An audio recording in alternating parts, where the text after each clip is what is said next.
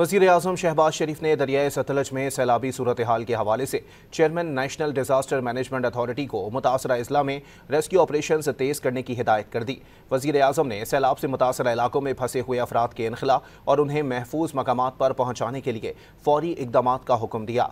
वज़ीर-ए-आज़म शहबाज शरीफ ने कहा कि दरियाए सतलज में गंडा सिंहवाला के मकाम पर सैलाबी सूरत हाल के पेश नज़र हिफाजती इक़दामात और निगरानी तेज़ की जाए, खुराक, दवाओं और खैमों की फराहमी यकीनी बनाई जाए।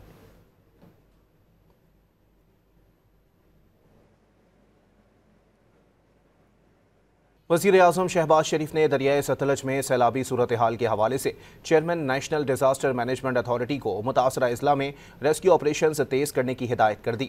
वज़ीर-ए-आज़म ने सैलाब से मुतासरा इलाकों में फंसे हुए अफराद के इनखला और उन्हें महफूज मकामात पर पहुँचाने के लिए फौरी इक़दामात का हुक्म दिया। वज़ीर-ए-आज़म शहबाज शरीफ ने कहा कि दरियाए सतलज में गंडा सिंहवाला के मकाम पर सैलाबी सूरत हाल के पेश नज़र हिफाजती इक़दामात और निगरानी तेज़ की जाए, खुराक, दवाओं और खैमों की फराहमी यकीनी बनाई जाए।